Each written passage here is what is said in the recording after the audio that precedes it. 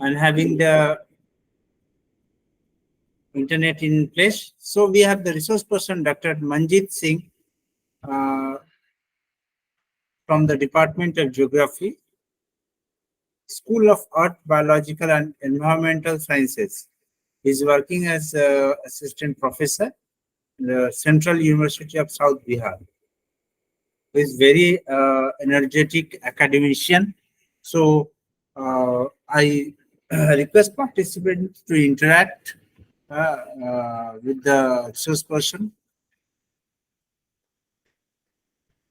So, sir, please, Dr. Singh, please start your lecture. Please, sir. Okay, thank you.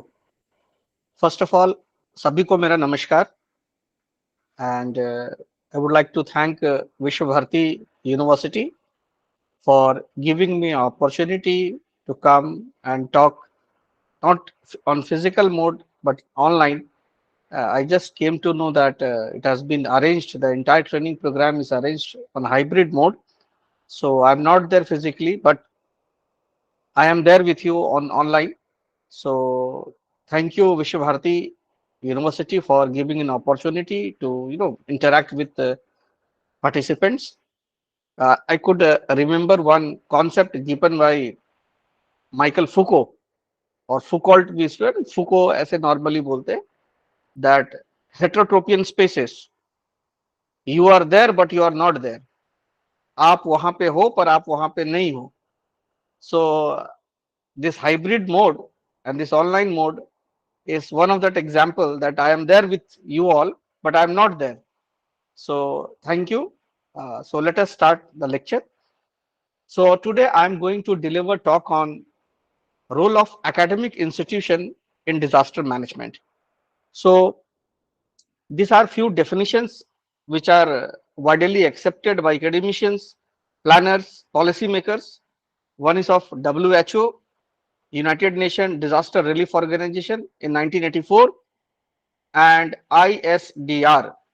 So these are the technical aspects which you can see on slide.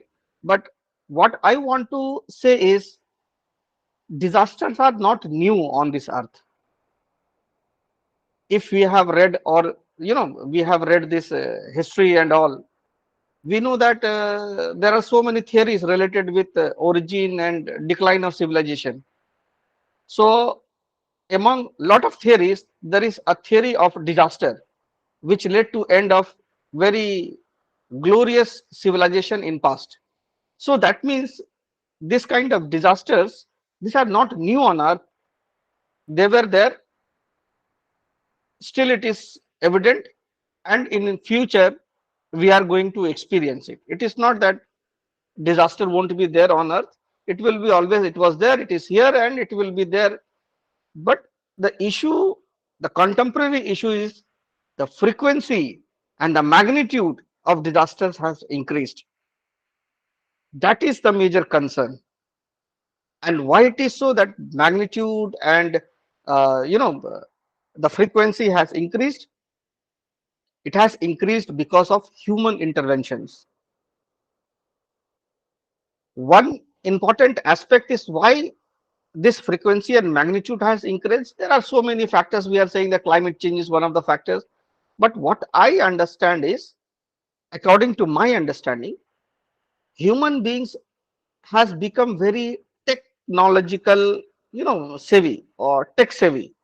And this technology has really helped this human civilization in advancement, in improving the quality of civilization, no doubt. But the same technology has brought human beings very close to disasters. They have also exposed us, because a time was there when human civilization or human beings were not able to make houses in higher reaches of mountain. But just because of technological development, अब JCBs आ गए. पहले पहाड़ हाथ से तोड़ते थे. Now the same mountains, they have been demolished by dynamites, uh, JCBs, and now it has become very easy to make roads on inaccessible part of mountains. So now human beings have moving even up on the higher reaches of mountains. Now we are getting exposed to so many disaster related in mountain regions. So what I see is somehow technology has given a lot of advantage to human civilization, but yes, technology has also brought us very close to disasters.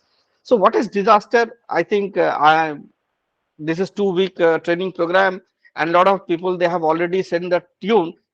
Really, what is disaster? Basics of disaster. So I won't go into details of basics. I will basically focus on my part. But just to start with, what is disaster? Disaster is something, any event, natural or human made. I don't say man-made. Please, I really avoid my wife. Women are not, they are also responsible. So that is why I always say, disasters are naturally plus human induced. And any natural or human induced events which leads to huge casualty of life and property is known as disaster.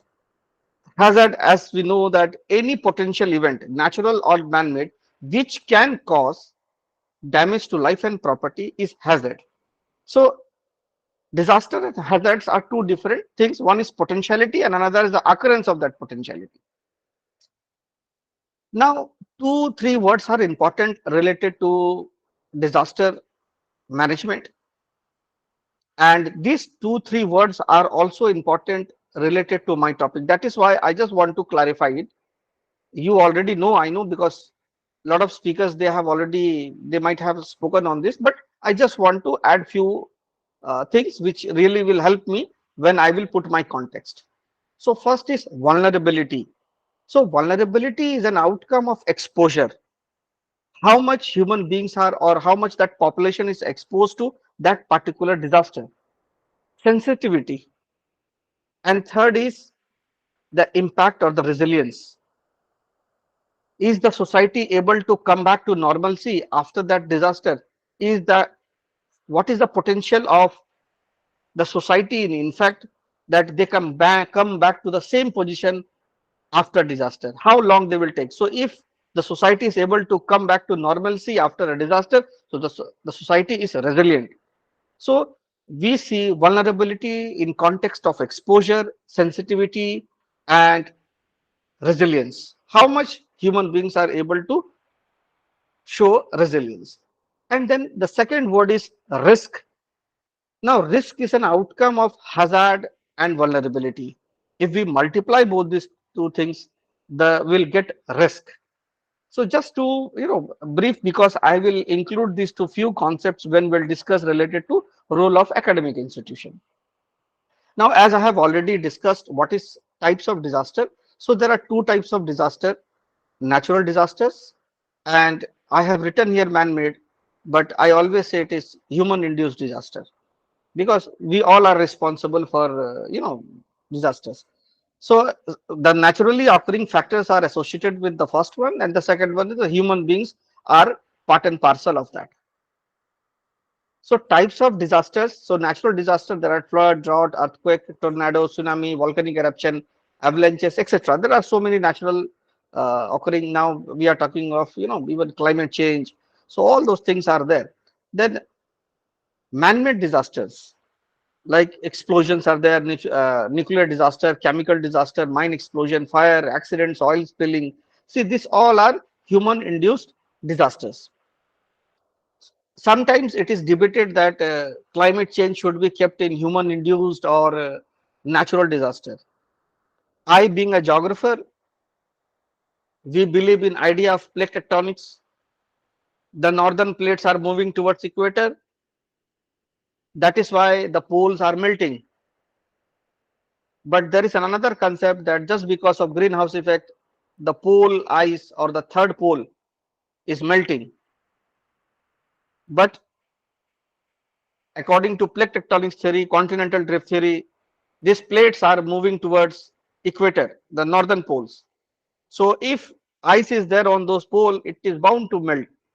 So is it really human induced climate change? That we have to debate. Then earth was never, if we say earth was never had a same climate, there was an age of glaciation, deglaciation, then again glaciation. So now we are moving towards an age of deglaciation. the ices will melt. So why to worry? Is it that climate change should be kept in natural or human induced? That is debatable. That I leave it to you that to decide we should keep in which part. But yes, the rate of change of climate is becoming very high, and that rate of that change is major concern, and it is related with human beings. So that is a part where we human beings are responsible for global warming or climate change. So where to keep this, that is debatable. I leave up to scholars to decide. Now, why we are concerned for disaster? Why we are worried? So if you look at this map, the red part of the world, you will find that, and even if you go and see uh, this India is concerned, that every year a lot of people are dying because of natural hazard and disaster. Every year 10 million people, oh sorry, 1 million people are going for climatic exile, flood, drought, and other related hazards and disasters are creating havoc throughout the world. Earlier, it was perceived that natural hazards and disasters are only limited and it creates impact on underdeveloped and developing world. But the cyclone, the super cyclone Katrina proved that even a mighty country like America cannot resist the damage which is caused by natural hazard and disaster. So, natural hazard and disaster, if you look at in the context of time and space, it is present everywhere. And if that impact is related to developed country, the damage is also very huge. Whereas if the impact is on underdeveloped and developing world, the impact is there, the damage is there, but it is very minimal because development is very limited in this part of the world. But where development is very high, जैसे Katrina में जो super cyclone आया, it created huge impact on the coastal areas of America, and that is why damage was also huge. So if you look at India in Indian context, the coastal areas are vulnerable to cyclones. Around 40,000 or 4 crore hectare land mass is vulnerable to flood. 68% of the net sown area is vulnerable to drought. 55 sorry 55% of the total area is in seismic zone 3 and 5. So we can you map we can understand if around 55% of the land of India is under earthquake zone, it is a matter of big concern. And the sub-Himalayan sectors and the Western Ghats are vulnerable to landslides. Very recently, uh, you might have heard of land subsidence incidents in Joshimath.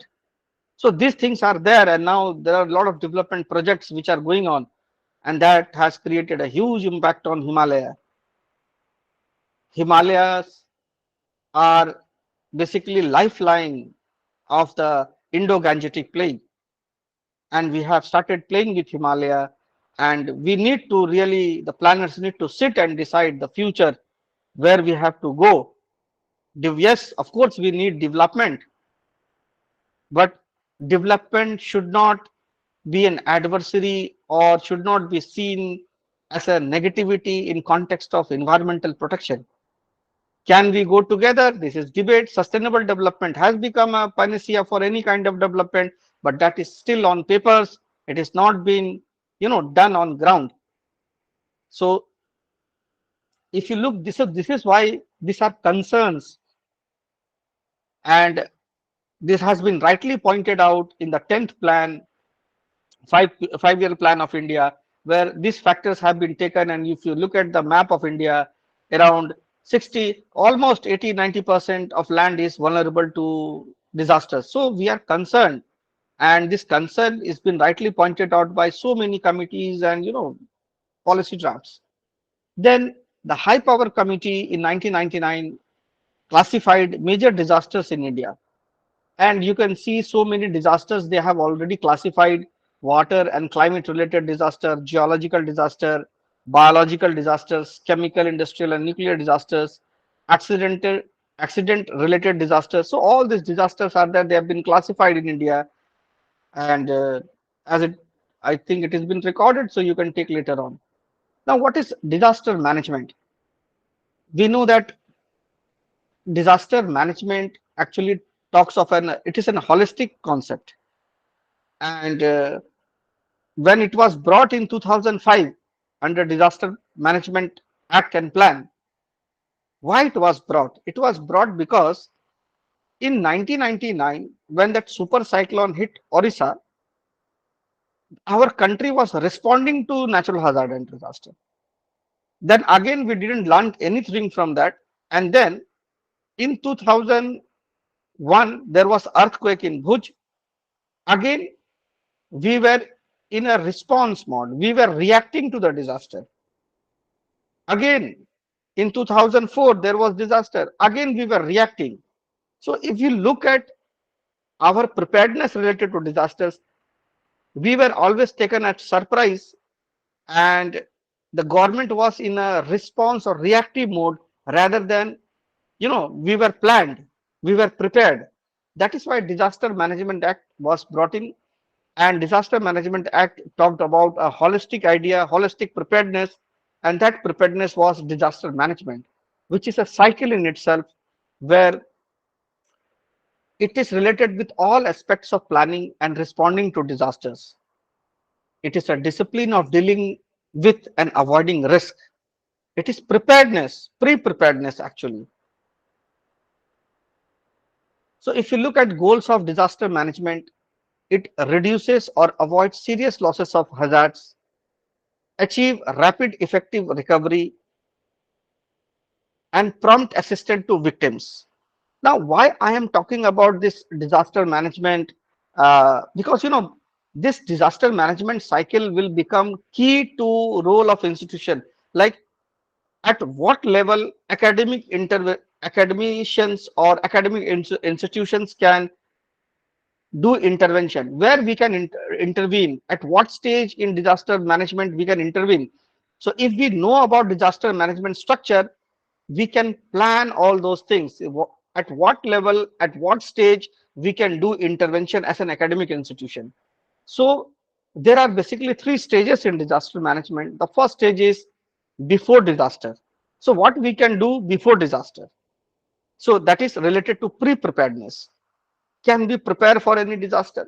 Then during disaster, so when disaster is always already there, it has taken place, what can be done? And what can be done as an academic institution, what we can do in that, what can be our role in during disasters. And third is after disaster. So once the disaster occurs and it leads to damage, how we as an academic institution can intervene and contribute in that post disaster redevelopment or rehabilitation process. So these are three stages. Now, this is the cycle that I have said, that it starts with pre-preparedness and then response, mitigation, recovery. So this is part of disaster management. And we as an academic institution, we need to intervene. We have to identify our role, that we cannot fit in all the shoes. We'll have to see that where as an academic institution we can intervene. And there are so many ways we can really contribute in disaster management. So the one flagship program of Government of India is Unnat Bharat Abhiyan. Now under this, the academic institution, they need to adopt villages. Actually, the main vision, I have already written it, it is in there on my slide. Unnat Bharat Abhiyan is inspired by vision of transformational changes in rural development processes by leveraging knowledge institutions to build the architecture of inclusive India. Basically, it focus on rural development and how can we participate as a prospective mentoring institution, as a participating institution, as subject experts, as voluntary organization, as developmental agencies, as philanthropists or CSR promoters, as NCC members, as an enthusiastic volunteers. So if you look at Unnat Bharat, it talks about rural development and all academic institutions or universities, they need to adopt villages around their campuses. And then we can do interventions, we can help them in preparing themselves. And when we are going for inclusive development of all those villages, actually we are preparing them for any, actually we are, what we are doing, we are trying to prepare a resilient society. If we are preparing a resilient society, the same society will respond differently if they are not prepared. But if the society is prepared, if the society is resilient, they will respond to disaster in very different manner because they are planned. So through Unnat Bharat Abhiyan, academic institution can really intervene. So this is an opportunity. This is a through this Unnat Bharat Abhiyan, we academic institution can intervene into a community and do some work. There are some other platforms through which we can intervene. Now, the national education policy. The national education policy, what it talks of? It talks of that academic institution is not only meant for teaching and learning. We have some role. We have some, some responsibility towards society. Of course, teaching and learning is our main concern. Research is our main priorities, but we have to contribute around our society. Research of no importance, research of, that is what we talk of ethics of research.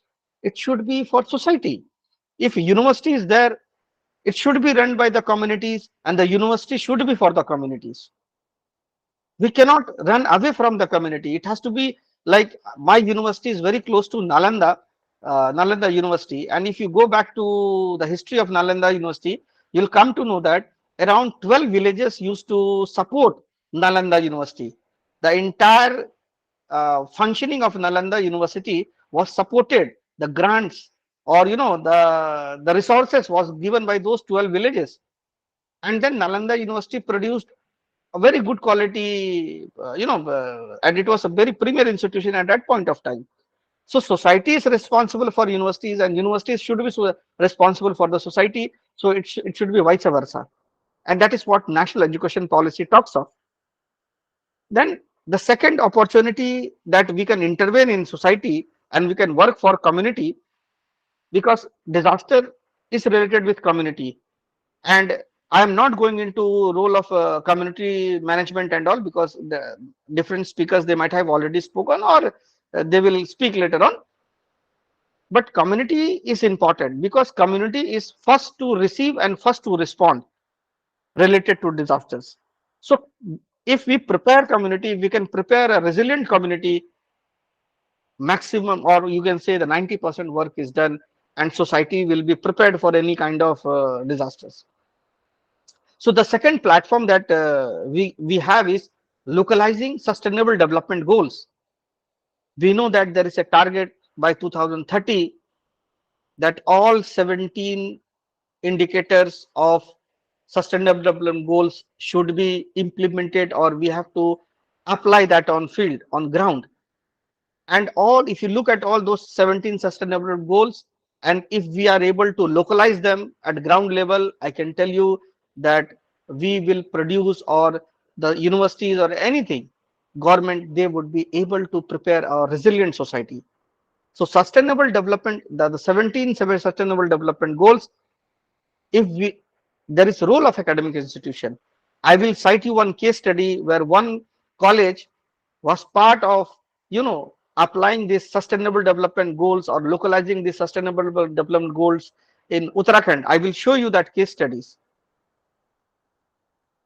Now, what is strength of academic institution? Now, first I discuss, let's just give to recap that how I started. I started with what is disaster, and it is not something new. It was there in society. Then we started from there, and then I explained that what are different types of disaster, and then disaster management plan and disaster management cycle, that pre, during and post, the three stages of disaster. And then What are the different platforms through which we can intervene in society? That Unnat Bharat Abhiyan, it gives a mandate for the academic institution to go and intervene in society. Then localizing sustainable development goals, and the national education policy also talks that society, educational institutes should intervene and do something for the community. So before intervening, first we as an academic institution, we need to understand what we can give to the society, what strength we have, and based on that strength and resources, then we can go and do some kind of contribution. So the first strength that we have in our academic institution is teaching learning. I still remember one famous quote of Japan. According to that quote, it says, if you are thinking of 1 year, plant rice. If you are thinking of 10 years, plant a tree. And if you are thinking of 100 years, educate people. So education is very important aspects of community preparedness. And this disaster related studies, of course, this kind of training programs will definitely add lot in disaster management. But this has to become part of our curriculum, school curriculum, higher academic curriculum. Then only we can contribute to the society. Because once it becomes part of our syllabus, that sensitization process will start. Now, see, there are so many chapters on climate change, global warming. So, when this community, when this nursery KG students, when they will reach at the age of research and all, by that time they will be sensitized related to weather, climate, related to disaster. So, this kind of teaching learning is an asset for academic institution because we can put in our curriculum and we can really sensitize community related to disasters and resilience of the society, increase resilience of the society. Then we have subject experts. If you look at academic institution, higher research academic institution, we have lot of subjects, discipline, interdisciplinary subjects are also there. Like one, mine is geography. We are there in social science and we are also there in natural science. So we have lot of expert subject experts. Now, of course, our work is of doing research that we will do, but we can also do research in nearby region and we can, we can become expert. Since we are already subject experts, we can contribute immensely to the society. Then we can do academic research. Like I have two PhD students under me, they are doing research in nearby areas of the university because this is new university, nascent university, and there are so many uh, issues and challenges in nearby region of our university. So why not do we should promote research which are very close to areas very close to university or in our own area. So this is an asset for strength of our academic institution where we can go for academic research. Then we have research projects. Yes, we as a teacher we take research projects, and we can take research projects related to hazard and disasters, and we can come up with new study, new findings. So this is an strength. This is a kind of uh, we can say asset of academic institution. Then policy drafting. We academicians are very good. We are good researchers. We do projects. We are there in teaching and learning. We are subject experts. So why we are best in policy drafting? And almost I say, of course, IS and bureaucrats, they are part of this policy framing, but they cannot minimize the importance of academicians because we are there in research. We know what is happening there. We have data. We provide them findings. So this is strength of academic institution because we can help government in policy drafting. Then teachers and student as community, we university act we can act as a community in itself. We are a family. Universities, academic institutions within their family and their resource. There are so many committees in there like NCC, NSS, uh, we have environmental committees, eco club. There are so many societies and club inside our universities, and they act. That is also, and it acts as a community, and that is strength. because we can intervene in community with those cell or those society. They have to work outside, and through that we can intervene in society. Then funds, of course, we have very limited fund, that I know, but at least we, as an academic institution, we have small bit of fund, sorry, which we can bring in, and it can just to start with or to engage with community, we can really go and work. So we, this is also a kind of strength. Sorry. Then we have infrastructure, we have research labs, we have scientific equipments, we have NSS, NCC, we have buildings. These buildings can also become a center of a kind of shelter area during any disaster, because they are very well built as per norms of disaster management authority. So this itself, academic institution itself, is an infrastructure. And the last point is trust in the society. This is very, very important. I will cite you later on also. I will give you that case study. But there was one project. I was also associated with that project, as I did an internship at that point of time. And that project was Tehri, when after construction of Tehri Dam by THDC, Tehri Hadal Power Corporation, most of the people who got displaced, they got a new, it is a very good example of rehabilitation. And most of the people were rehabilitated in new Tehri township, and almost all people got very good compensation. But the people at the back channel of Bhagirathi and Dilangana river, they were suffering, because when after construction of that dam, Tehri Dam, people had to travel 76 kilometer additional, because पहले नदियां बहुत पतली थी, जब dam बन गई तो इतनी चौड़ी वो पुल नहीं है, अभी भी still there is no bridge, it is in construction process. So the people who were you know at the catchment areas, they were suffering a lot, and THDC wanted to do something for them. And we, as an academic institution, that project was under Kirodimal College, University of Delhi, and they wanted to do something in that area as an academic institution.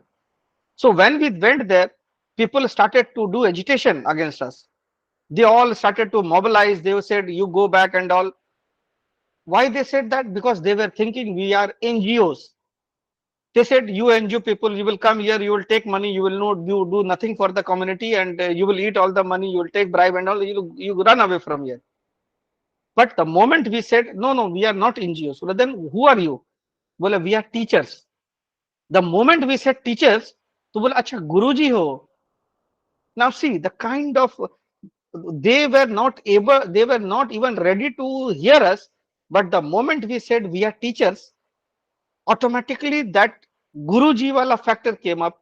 अच्छा अच्छा आप teacher हो, अच्छा यानी गलत नहीं करेंगे. They will not do any kind of wrong to the society. And then since they are teacher, the trust is there. We can very easily we can do intervention in our society. उनको पता है teacher क्या करेगा जीवन में. Teacher तो पढ़ाता लिखाता है, बड़े अच्छे लोग होते हैं, नॉन करप्ट होते हैं. So that trust in society is still there. There are so many structures of the society and governance, but they don't have the same trust that teachers have.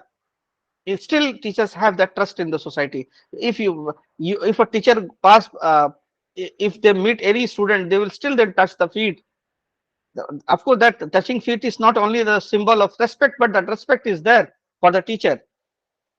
And teacher is seen always beyond corruption. So that trust in the society is important, and that trust really helps us, being an academic institution, to go and intervene in the society and work. Now, what are the activities that we are we can? So through school curriculum, by adding disaster management in our school curriculum, syllabus, college syllabus. Sorry. Then we have field trips.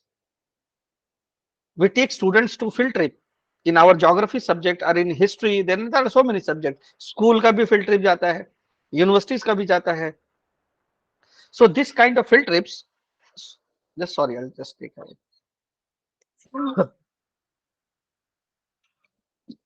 This kind of field trips are, very important for getting engaged with society. So this is kind of asset. This is kind of asset that we can deliver to the society. Then through field trip, we can do survey, we can do mapping, we can do sensitization.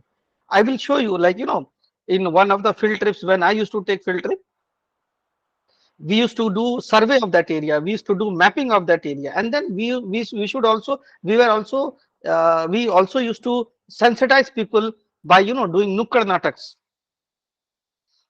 disaster ko lekar. I will show you all those case studies. So then the training program, which now it is already there, and I am delivering lectures. So this kind of training programs can be conducted in academic institution, mock drills, then seminar conferences, community engagement through NSS, NCC, and then counseling. Now we have psychology department in our university, and psychology as a subject is very relevant, and it is always almost it is there in all universities.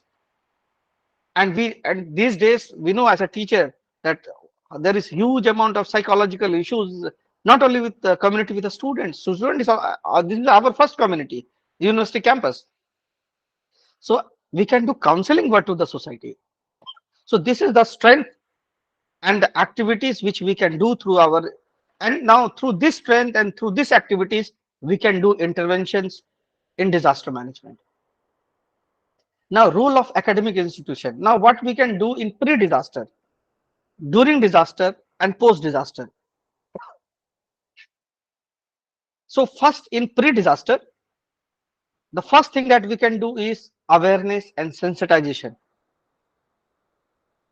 through teaching, through field visit, nukkad natak, competitive exams, essay writing competition, painting competition.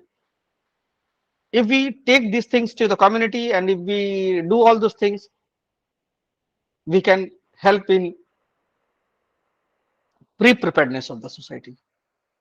Then second important aspect is disaster plan.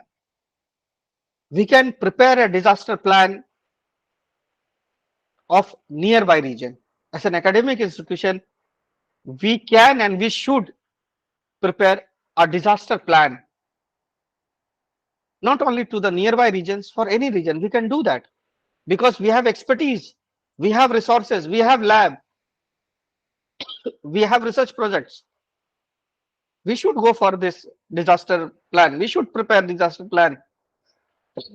Sorry, research and policy drafting. And once disaster plan is there, research is there, policy drafting, we can prepare a disaster plan. Then next is information dissemination. How to do information dissemination is very important aspect, because just a minute.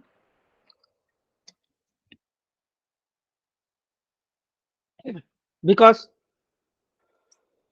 there are so many issues people are not aware related to hazard and disasters.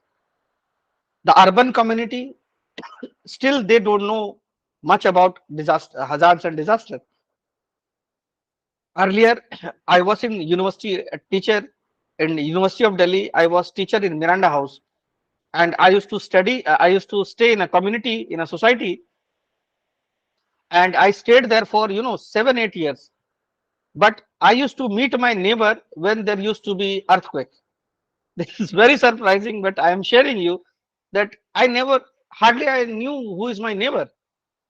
But whenever there used to be earthquake, and that too in night time, we used to run and get to used to gather in our park of the society. Then we used to interact with each other. अच्छा अच्छा आप मेरे पड़ोसी हो, आप मेरे पड़ोसी हो. So this even urban community, and then I used to interact, and then people used to think, they used to tell so many stories related to why earthquake is there, and then they are the urban people. I used to think that they're, well, I used to stay in a very good society, gated community, and they used to have very limited knowledge about hazard and disaster. So, we have to do this information dissemination related to this is very important aspect. And then textbook. As an academician, we can write textbook, journals, article. This is our work. So in pre-disaster, if we want to if we want the society should be pre-prepared, we have to do this awareness generation. We should prepare a disaster plan. We should go for information dissemination. Now, during disaster, what disaster is there? Now, how as an academic institution we can intervene? Now we can get engaged as a community in search, relief, and rescue operations through NSS and NCC. We have NCC volunteers. We have NSS volunteers. Now, these volunteers they can help establishment in search, relief, and rescue operation. They can become part, and they can do that. So, academic institution they have resources. So we have to use all those resources when there it is there. So NSS and NCC can become a very good resource. And even teacher and students they can also become part of that NCC NSS, and then we can contribute to the society. Then provide available infrastructure as a shelter camp. I still remember I was teaching in Miranda House during those Miranda House. I taught there 8 years. I just recently 1 year, almost 1 year, I have completed in Central University, South Bihar. But earlier I was teaching in Miranda House, and there in COVID period, in the first phase, we were not able to do anything for the society. But in second phase, we opened a small hospital for around 20-30 bedded hospital and with oxygen facility. And then that was a contract, because we had that infrastructure. We prepared that infrastructure there at that point of time. And I still remember a lot of universities they converted their school and colleges into temporary COVID centers for quarantine, for for mild patients and all, not the severe one, but for mild patients. And even in few universities or colleges, so they even had oxygen and ICUs in their health centers. So we have infrastructure, and then through those infrastructure we can really provide shelter houses during cyclone, during so many severe heavy rainfall, flood, drought. So this can become shelter areas. And then again we have to do this information dissemination. जब बाढ़ आती है तो ये information dissemination is very important. I will cite you one example that I was part of one of the training program in Miranda House, and I invited one under secretary from Red Cross Delhi, and he came and he asked a question to all of us that in Kashmir floods, when there was severe flood in Kashmir in 2014, तो जो सबसे लंबी line लगी थी, the longest queue was in one center. And what was that queue? He asked, can you guess what the long queue was for? What I said for food, someone said for water. Some बोला नहीं ठीक है, the queue was long in all those, but the longest queue was in one center, and that was mobile recharge. It was very surprising for me. It was a long queue because electricity was not there, and the long queue was to recharge. Now, why there was a long queue? Because people of Srinagar they wanted to inform their relatives that they are safe. They wanted to inform their close ones that they are safe, and they also wanted to disseminate that information that there is a severe issue and challenges in Jammu and Kashmir, Srinagar in flood. So this information dissemination is important, and we as an academic institution we can do that. Then post disaster, how we can do that? Through rehabilitation. So rehabilitation, what we can do? Damage assessment. Sorry. Damage assessment is a very important aspect. How much damage has been done by a particular disaster? Who all have been affected because of that? Why so? Because of compensation. Only those buildings, those people will get compensation whose names will be included in damage assessment. So a proper damage assessment is required. So we as an academic institution, we are researchers, we are policy makers. So this we can do that damage assessment.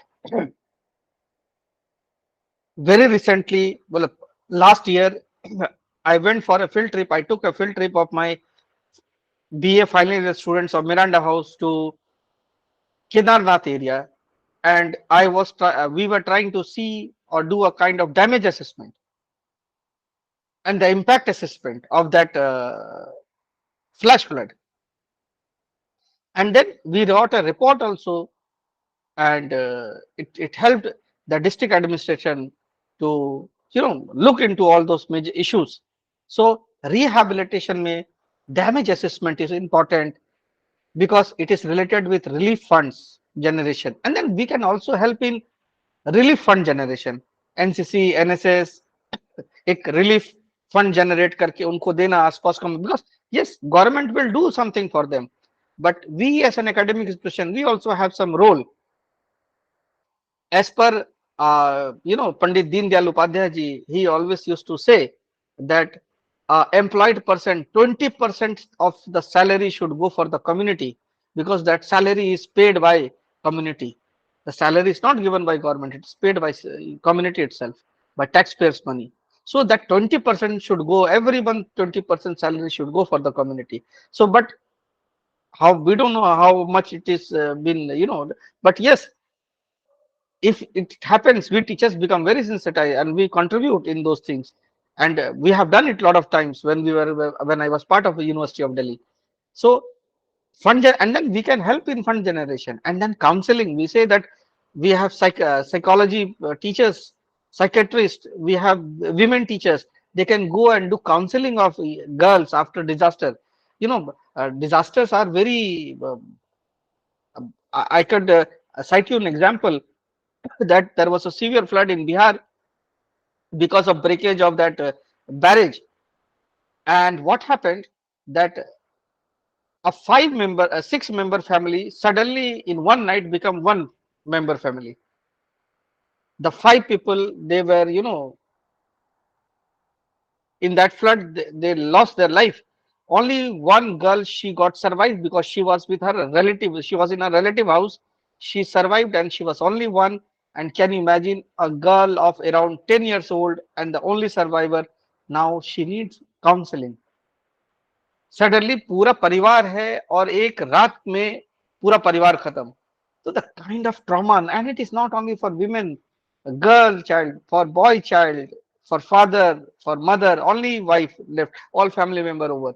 So this is very traumatic experience. So counseling is important. Counseling is very, very important, and now it has been realized by a lot of institutions related with disaster management. Very recently, I think from 30th, I'm going to conduct a training program with the help of, in collaboration with NIDM, and they are focusing on that counseling wala part, that how we can contribute as an academic institution in counseling the disaster affected people. Then in reconstruction plan, we can prepare a reconstruction plan, because we are planners, we are academicians, we are researchers. So if again that has to be reconstructed after disaster, what should be the plan, the reconstruction plan we can prepare, and we can help, we can give it to the DM. It is up to DM to accept or reject, but we should always go and prepare and give you one copy, that this is my research, this is what I have done, please accept it. And then information dissemination, the every time I have seen, or in all three stages I have said, because information dissemination is important. कितना damage हुआ ये अखबार के लेख में आना चाहिए. This should come in newspaper, in magazines, in research papers. Who all are affected, how they are mentally challenged, mentally disturbed. This all should become part of research. I think still I have half an hour. So now I'll start with case studies. Sir, hope I have time. I can speak 15 minutes more.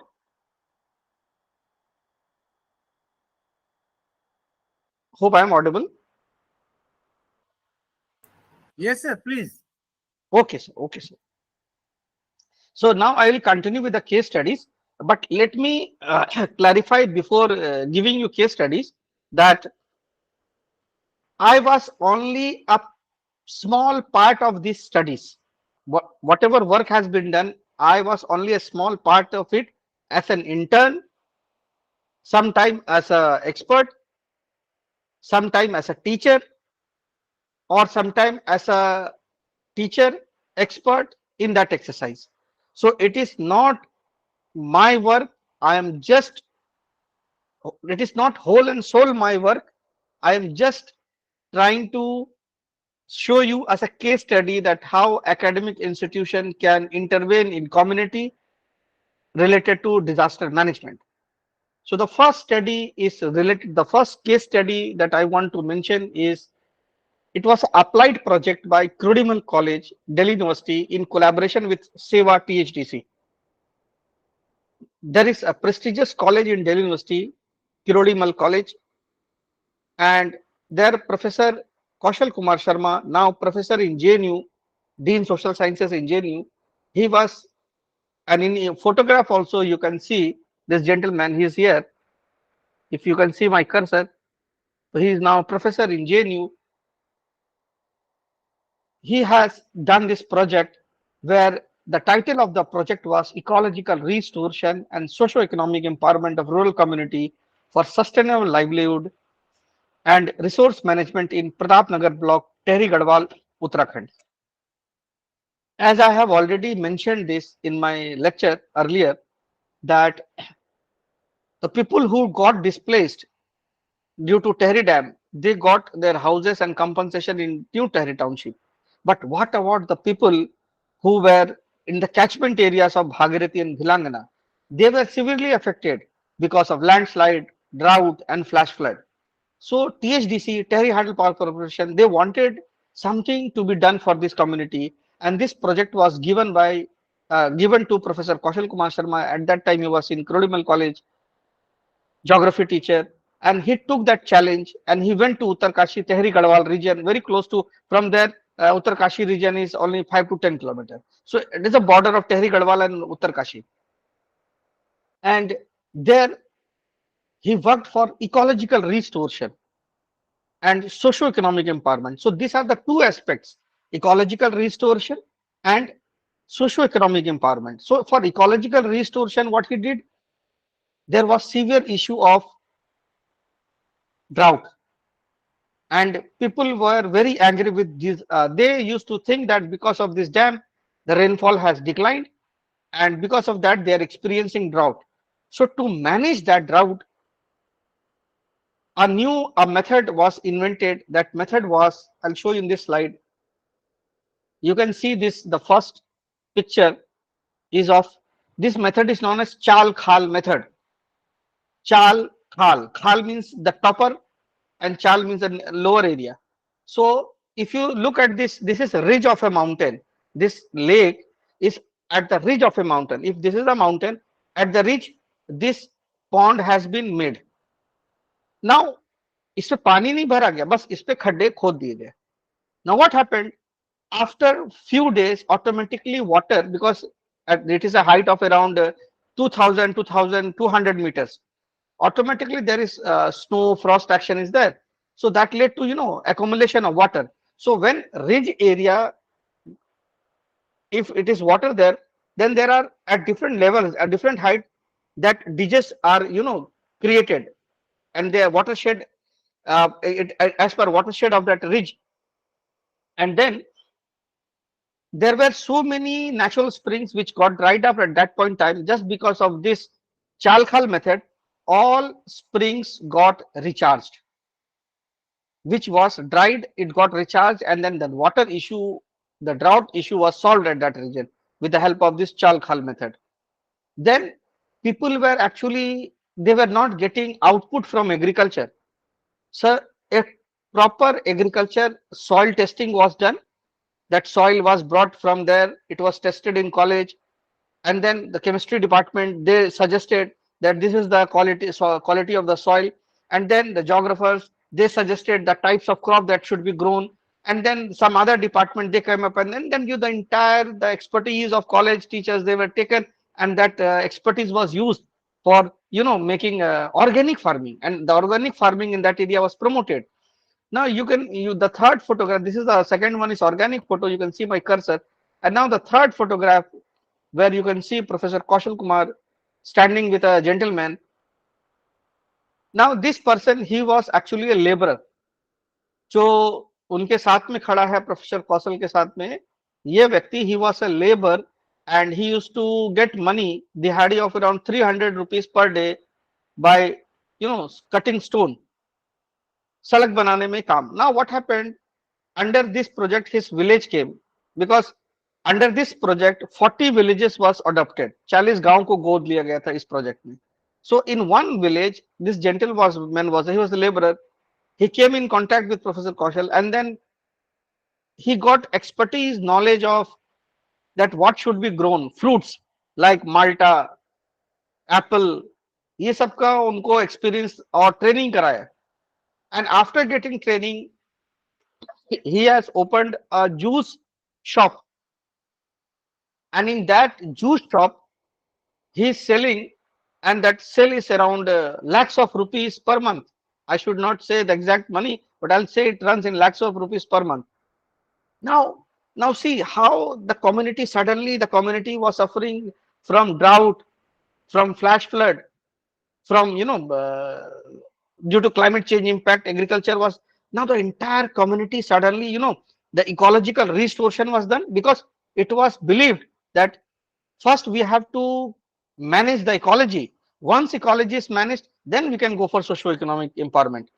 So first ecology was managed, and then they went for socio-economic development, like women development programs. You can see that stitching and weaving centers coming up and all. So this is a big project. Every year around crores of rupees was sanctioned under CSR, corporate social responsibility. And Clodimal College, as an academic institution, they took up that charge, that they took up that leadership. Yes, I will go and intervene in the society. I will use my resources, expertise. You give me money, and I will go and I will work for the society. So this is the intervention, that they use their expertise, they use their resources, and then money was provided by THDC, by CSR, and they intervened, and they did, and they contributed in disaster preparedness. This is one of the example. Now, if you look at, this is field trip. When I was in Miranda House, I used to take student to field trip in different parts of the corner, in mountain, plain, plateaus, everywhere. But just I am showing you, like the first photograph is of Tamil Nadu, to understand urban flood. Now, my students, they are my first community. I need to train them, I need to sensitize them, because they will become master trainer. Once they will experience those things, they will read it academically, then they will go and then they will become master trainer. They will sensitize the rest of the people. So first I need to sensitize them. So I took them I used to teach disaster management in final year, and I used to take field trips, and I took them to Chennai, and then we went there to National Institute of Ocean Technology, and I was really surprised to know so many development activities which was there, it was going on there.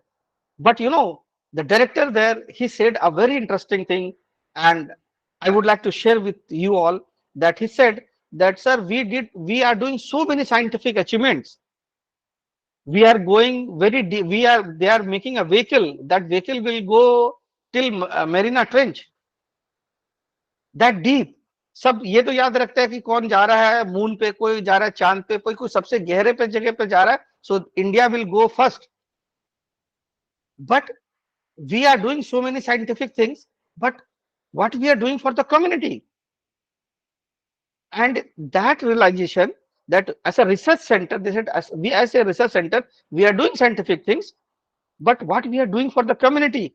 So what they did, they met fishermen community of Tamil Nadu, of Chennai, and there was a severe issue that Tamil Nadu fishermen, they, in search of good fish or good catch, they used to go deep into the sea, and sometimes by mistake they used to cross the international water and enter into Tamil Nadu, and they used to be caught by Sri Lanka police or Sri Lanka Marine. So they wanted to contribute to the society. So what they did, they developed a GPS tool, GPS Essential, and they taught that fisherman community that, see, you install this app in your mobile, and this is your limit. The moment you will cross, automatically you will get the signal that you are crossing the limits of international water limit, international water limit of India. So you won't get into Sri Lankan waters. So now they said ki after that, that frequency, the number of people, fishermen crossing the boundary, international water declined. And they said we were very happy that we contributed to the society. See, all academic institutions, they want to contribute to the society. They just वैसे नहीं होना चाहिए चिराग तले अंधेरा. हमारा इतना बड़ा research centre और आसपास पूरे झोपड़ी. We as a community should do something for them as an academician. Then you can see the second photograph is of this is as per our honorable prime minister. Now I'll call the first village. This is Sangla or Chitkul village. पहले से कहा जाता था, earlier we used to call the last village of India from China border. But now as per our honorable prime minister, I'm saying this is the first village of India in context to China border. And there the problem height of this place was 4,000 meter, 4,000 or 4,500 meter. There was severe issue of avalanche, flash floods. And then we went there, students, they did research, they wrote a report and they submitted. Then third, I was also part of this field trip where we went to Pithoragarh to understand landslide. And this is the Panchveshwar dam where it is about to be constructed. Then the fourth photograph is there was one club, adventure club in Miranda House. I was part of that, and we went to Chandratal and we wanted to know the kind of disasters which are pronounced in Trans-Himalayan region. And we went there and we did a research because most of the glaciers were Samudra Tapu Glacier and all were very close. We went there, we did a survey also. So through field trips, as an academician, we can go and sensitize our students.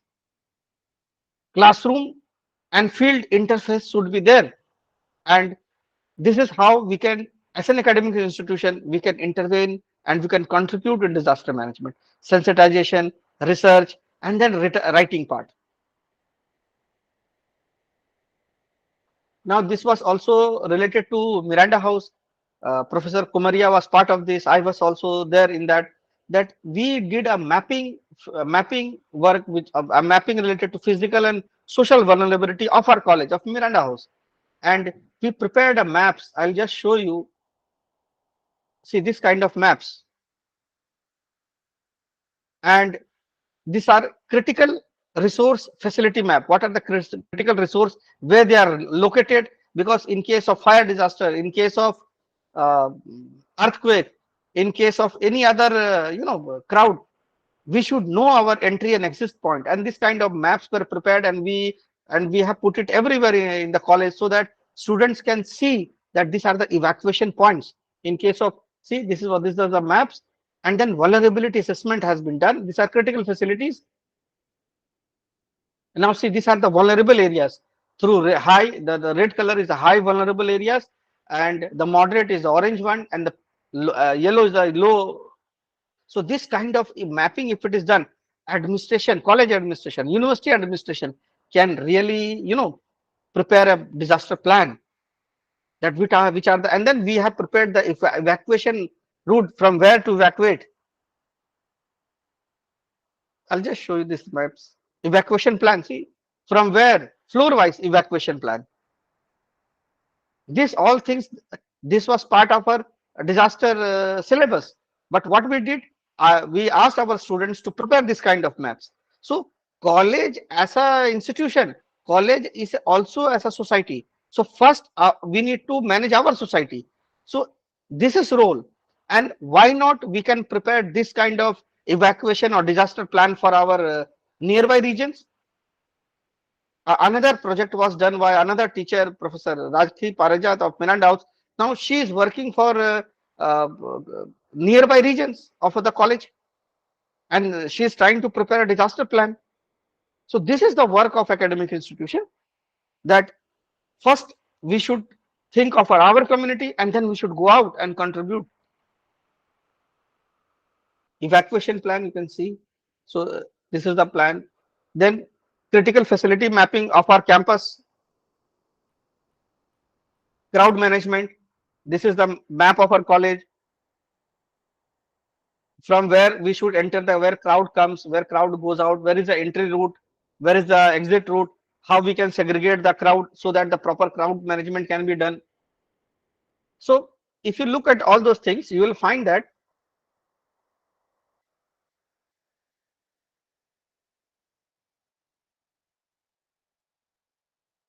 just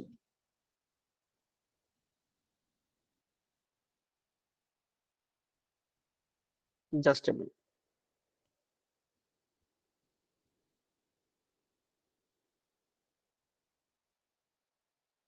So we can that was my last slide. So I can tell you, I have shown you just 2 3 examples that how with a we can really contribute.